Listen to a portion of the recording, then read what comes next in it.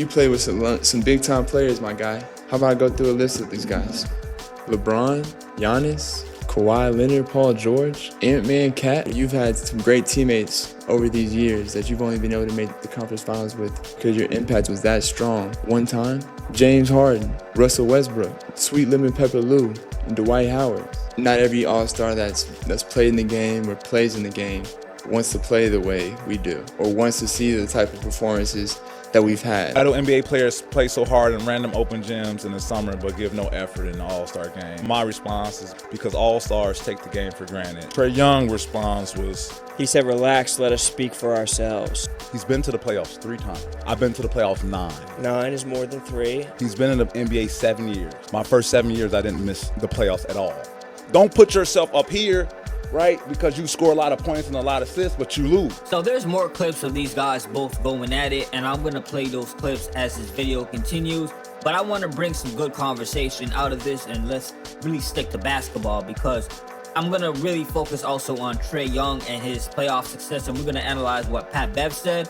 However, I have to start off in established order with this. It started off with Patrick Beverley saying that NBA All-Stars take the game for granted. Let's quickly go over that because there's truth in it. There's reports out there stating that NBA players want to get compensated for going to the NBA All-Star weekend. I heard Stephen A. Smith say similar remarks about this on his ESPN First Take show. I heard a player podcast, I think it was Paul George's, where this was mentioned as well. I could be wrong if that's not the exact podcast, but this is something that has been out there. We look at 2018 to 2022, the team captain selection switch that Adam Silver did, and then they had target score that you had to reach after that. Then they went back to East versus West. Now they're doing Team USA versus the world, which I think is an interesting idea because the world is definitely going to want to prove a point. I'm just saying the point that Pat Bev made definitely holds some weight. Now let's get into the argument that took over from the All-Star Game 1 originally, which was team success and playoffs. This is where Patrick Beverley will lose. He's a role player. He's not the skill and player that Trae Young is talent-wise. So when he talks about his playoff success, which is still admirable, he was needed as a guy who was tough, wanted to play defense. But as Trae Young did, he's just going to mention, hey, you were playing off these other stars, and he lists a bunch of them. But in reverse now that we've got that out of the way, is what Patrick Beverley is saying about Trae Young, right? That's where I want to keep my focus because Trae Young is a superstar. This is the guy that the Hawks traded Luka Doncic away for in order to get him on the team. You averaged 7 points and 2 assists. I don't even know why I'm doing this. Like I'm really not even here to talk about my numbers, but here they are.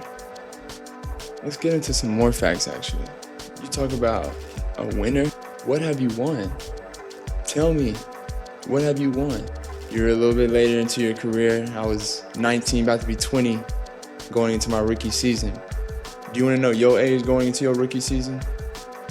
You were 24, your first year in the NBA. Let's take a look at Trae Young season after season and what he did with the Atlanta Hawks starting in his rookie year. The team missed the playoffs. They lost 50-plus games. This team itself was not good. Vince Carter, who was around age 40 at the time, was still getting about 20 minutes a game or just under that as somebody who was out of his prime.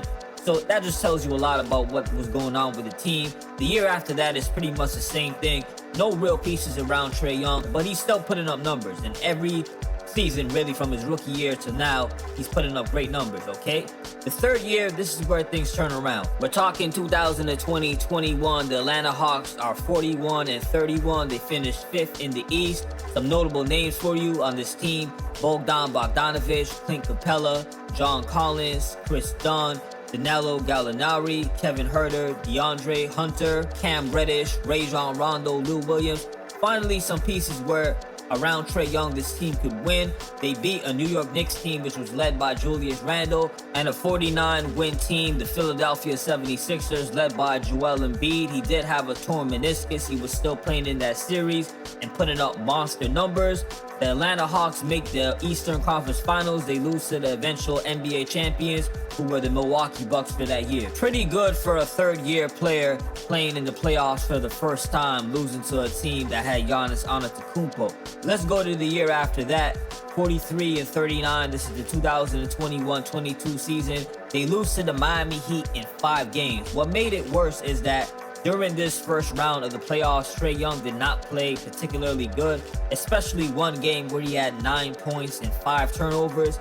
He himself stated that he hasn't been guarded the way that the Miami Heat were defending him since he was in high school. That was the level of defense that he was facing, and he wasn't able to get over that hump and really put the team on his back consistently. They lose quickly in 5. Fast forward to the 2022-23 season. This is where things continue to go down a little bit. The Atlanta Hawks got DeJounte Murray on the team. At the time, I remember I thought, man, DeJounte Murray coming off of the Spurs, who was getting about 21 points, 8 rebounds, 9 assists, tenacious defender. I'm thinking him in the backcourt with Trae Young. They work well together. You got one guy who wants to score and play make, another guy who's capable of scoring, can play make, but scoring himself is not the number one thing that he wants to do there. He's going to space the floor out for Trae Young a bit, shoot threes, play defense, 3-and-D player who plays at a star level at the same time. And it just didn't work out. Nate McMillan, who was the head coach of the Hawks at the time, he was fired in the middle of the season. He spent just under 3 years with the team only. The Hawks ended up losing in the first round to the Boston Celtics, who had 57 wins for that season. Moving along to the 2023-24 season, they missed the playoffs, 36 wins. This is the last season that DeJounte Murray is on the team. He gets traded in the offseason. In 2024-25, they barely missed the playoffs. They lose in the play-in, and it leads up to where we are right now. Like, don't get it twisted. When you talk about facts in basketball, these are facts. You don't win.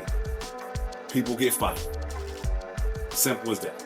So now that I've given you the facts behind Trae Young season after season, do you agree with what Patrick Beverley is saying? And for further context, because he said that you get people fired, if you look at Trae Young's career, he's had 4 head coaches so far throughout his seasons in the NBA.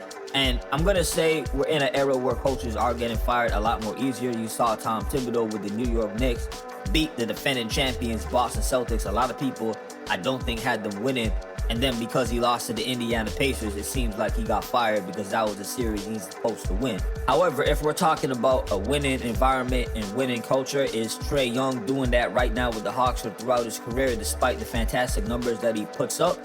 I would lean towards no. I don't think Patrick Beverley is saying anything that is totally wrong. The delivery will definitely come as harsh with this whole back and forth and what Trae Young is saying too as well.